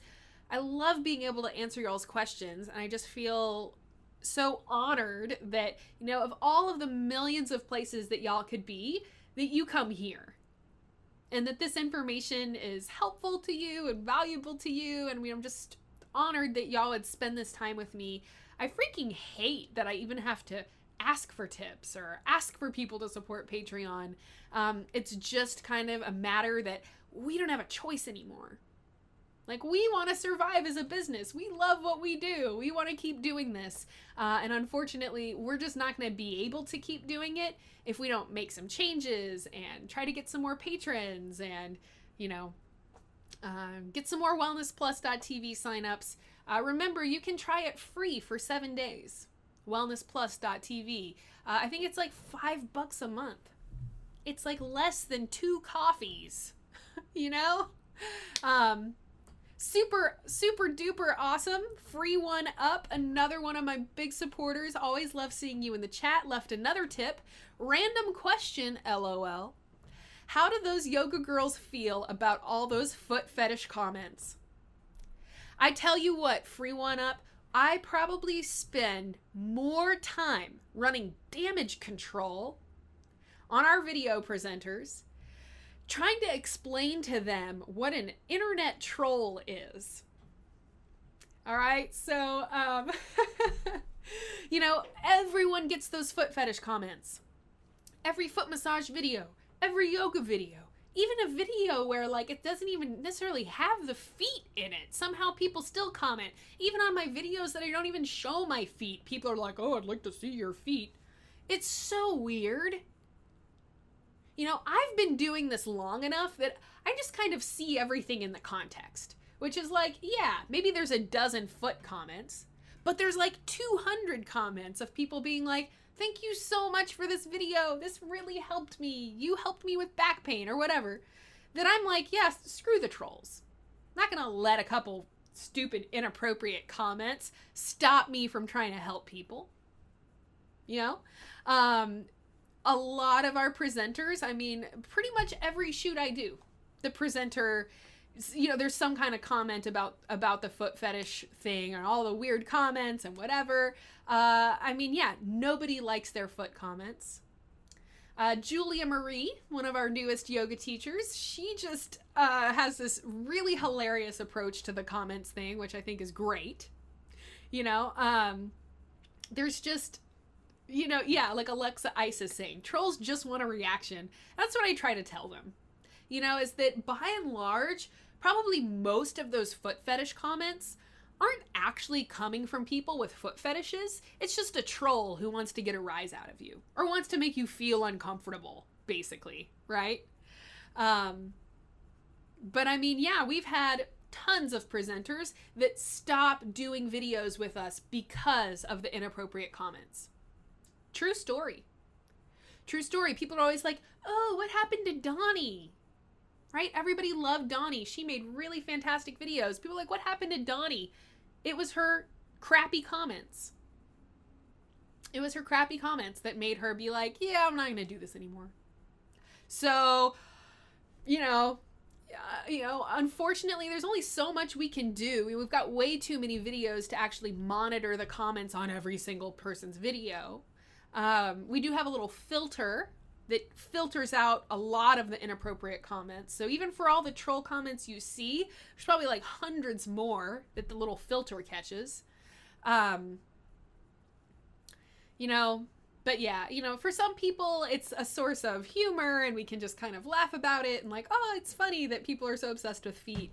But I know that nobody likes it, you know, and certainly one of the big perks on wellnessplus.tv is that because it's, you know, a service that you actually, you know, it's not like YouTube filled with trolls, there's not going to be nearly as many of those comments.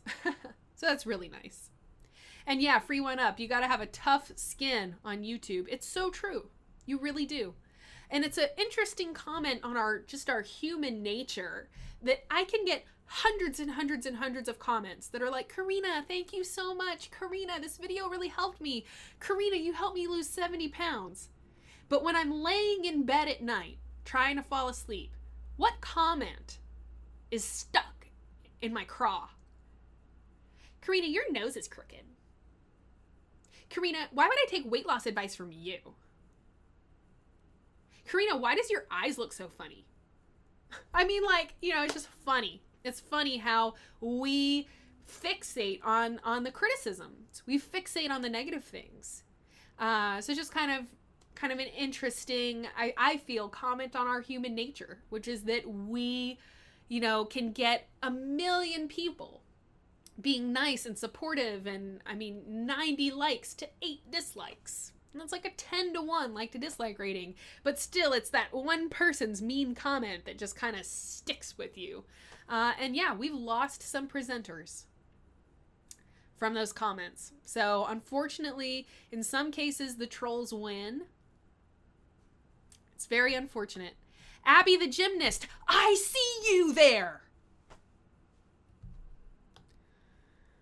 What happens if you don't eat after a workout? If you don't eat after a workout and you worked out hard enough, your body will actually start eating itself. Which is like the same thing that happens when people starve themselves, right? I mean, your body is like, I need amino acids. I need amino acids. And if the only way to get them is by going into your own muscle and breaking it down, then that's what it's going to do. One of the other big reasons that getting all of your nutrients in and eating a healthy diet is so important is that if you're not eating the minerals you need, your body will go into wherever it needs to go to get those minerals. So when we talk about calcium, bone density, osteoporosis, one of the big reasons this has become so common is that all of the sugar in our diets, all these processed foods, they require a lot of calcium to break them down. And when the body isn't getting that calcium from the diet, it will actually go into your bones and start leaching calcium out of your bones that it needs to go use to process this food or detox this certain toxin or whatever it is. So yeah, I mean, if you don't eat after you work out or just starving yourself in general, your body will start to eat itself. Lewis Thompson says, Corrina, please do a video about coloring your hair, especially if you want to be platinum blonde, purple, green, blue, pink, etc. I wouldn't be able to do a video on that because I've never dyed my hair. I've never dyed my hair. Back in my younger days, I would do that sun-in spray to make it lighter, more blonde.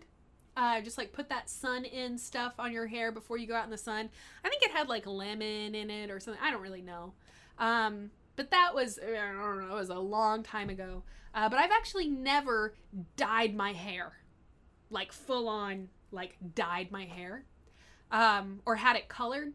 So this is, you know, my natural color. This is my natural curl as well. I wake up like this. Not quite like this, but this is my natural hair. So we did have a girl that worked with us for a while that used a natural hair coloring. I believe it was made from beets. The girl with the really bright red hair. So there are some natural hair colors out there. I will see if I can find a hairstylist that will do a video on that topic. But it's not something I can do a video on about. So it's not something I, you know anything about at all. Amanda's here. Mr. Nipple's mommy. I know I've said this a couple times, guys, but since it's the lowest chat, I'm going to go ahead and say it one more time. YouTube has cut our income significantly. We're making a third of what we were making like 4 years ago. Despite the fact that views are higher than ever, we just broke 2 million subscribers. It's super exciting, but we are falling apart as a business. So in order for us to survive, not like, oh, we got to make more money, we want to make more profit. No, like in order for us to survive and not have to shut down Psychetruth altogether, we've got to make some changes. So one of those changes is that I'm going to start scheduling filming shoots, because I do all the filming of the videos. So if I'm not in front of the camera, I'm behind the camera. Like all the videos you see. Right now, we're just scheduling video shoots 4 days a week. And then Wednesdays is my live chat day. Well, now we're going to move to scheduling shoots 5 days a week.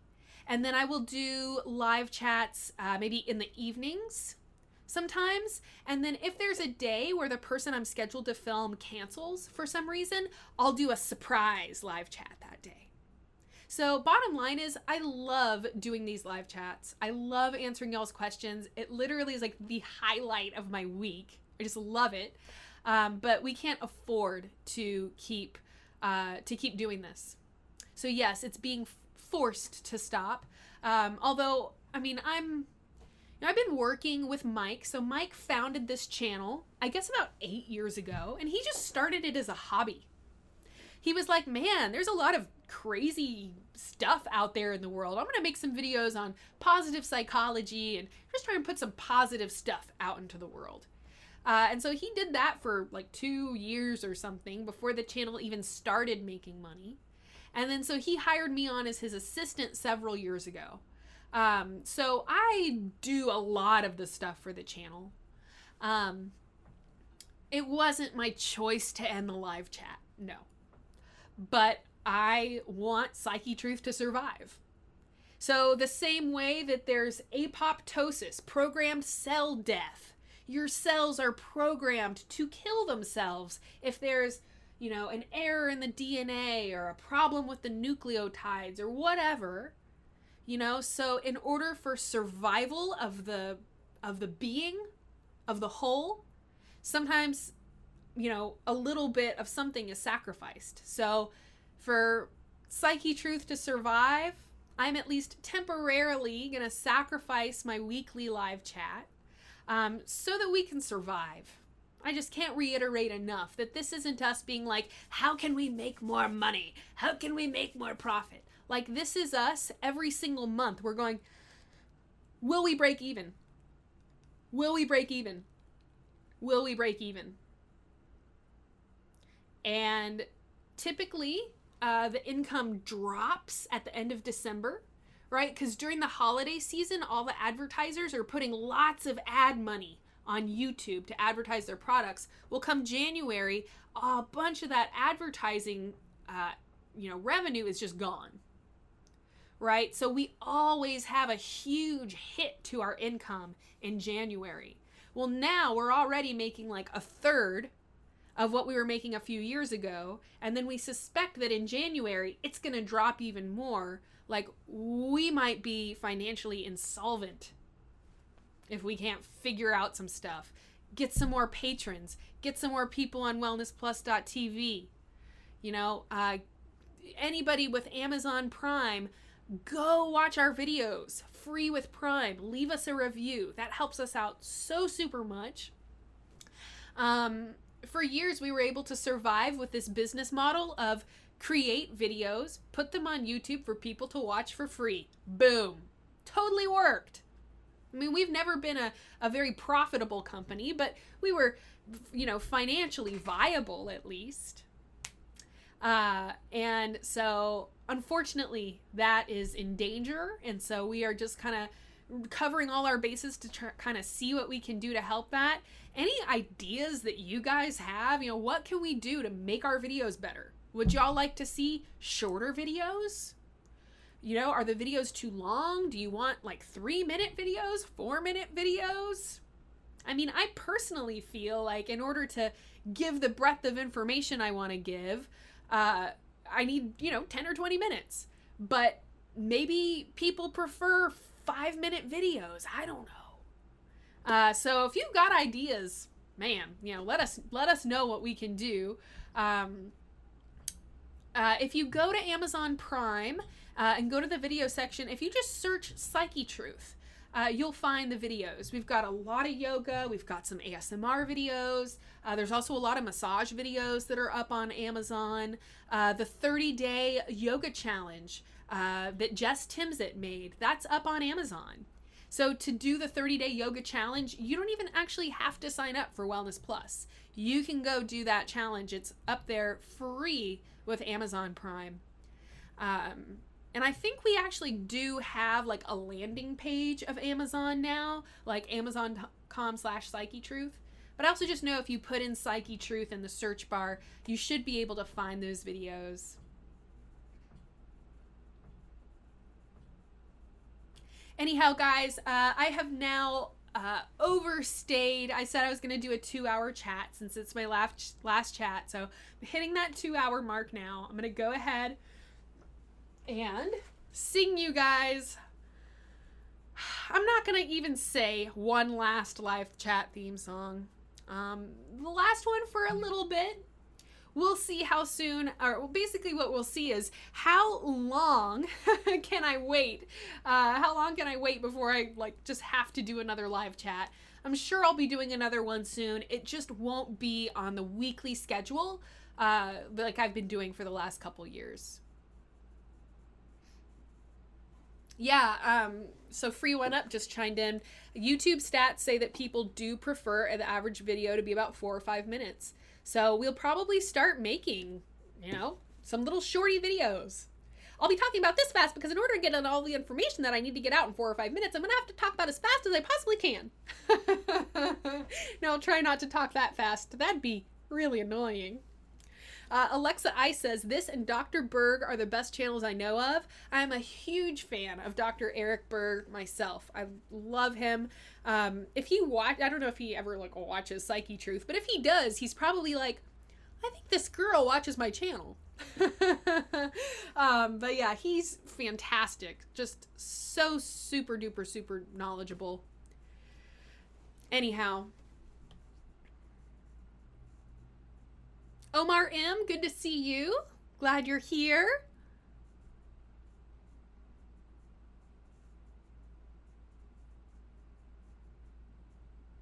Alexa Ice, I like this little comment. To think that people watch TYT and Alex Jones while not being subbed to this channel says a lot about why society can be so horrible. Yeah, it's funny, for a society of people that have problems with stress, anxiety, sleep, and sleep problems, insomnia problems, fatigue problems, we voluntarily stress the living crud out of ourselves a lot. So it's an interesting thing, right? Everybody would like to live better, less pain, more positivity, less depression, less anxiety. But then when it actually comes to, doing something to take care of ourselves, a lot of folks would rather go watch, Game of Thrones instead. And I can't blame them. But at the same time, we gotta be good to ourselves. We gotta take care of our bodies. If we're good to our bodies will be good to us. Such an important part of a holistic philosophy, and in my experience always rings true. People start to think in terms of, how can I support my body? How can I be good to my body? How can I be good to my thyroid? Be good to my adrenals? Be good to my heart? Be good to my gut? And when you start thinking about how can I be good to my body? How can I support it and give it the things that it needs? Typically, people will see their issues, their health problems, their symptoms just start going away. So I just really encourage people to not be against their body. Like somebody said earlier, I have a bad thyroid. You have a bad thyroid. Let go of that judgment. Let go of that feeling that you're working against your body. Think about how to support it. and your body will shock you with how good it can feel, how much energy you can have. Boom. Awesome. How much weight you can lose. Boom. Awesome. Anyhow. All right, guys, I'm going to go ahead. Game of Thrones heals the body. I can't disagree with that statement. I'm also super excited for season 5 of Agents of S.H.I.E.L.D. Such a huge fan of that show. Watched the little season premiere thing last night. Pretty darn pumped. Love that Agent Coulson. Love my Daisy, but she'll always be Sky to me.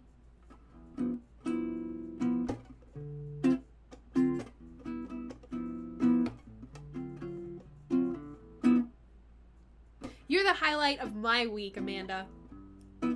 We've got to get on the phone sometime. I miss you. It'd be great to talk with you. All of you guys are the highlight of my week. This chat is the highlight of my week. So if y'all start noticing that I seem really depressed in all my future videos, it's because I'm depressed that I can't do my weekly live chat anymore.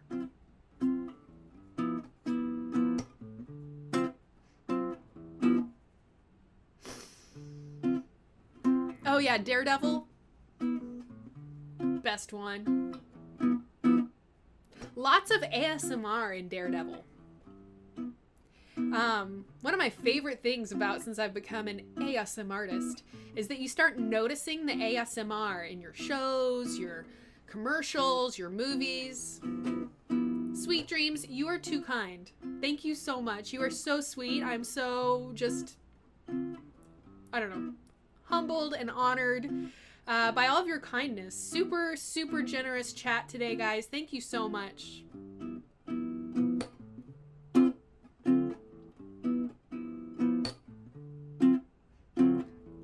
It was time for live chat.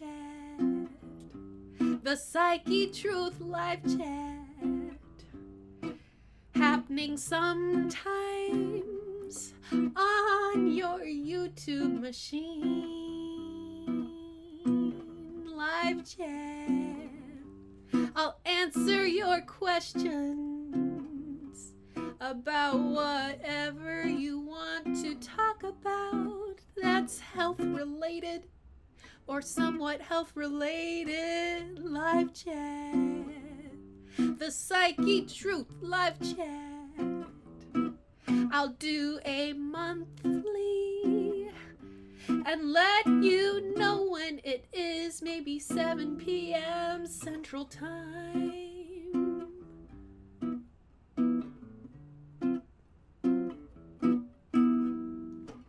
Live chat. The Psychetruth live chat. Happening sometimes on your YouTube machine.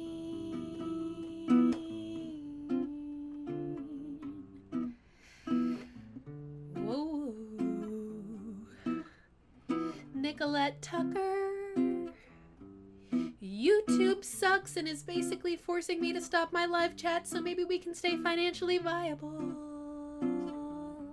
We want to survive. We like making videos for you and you and you.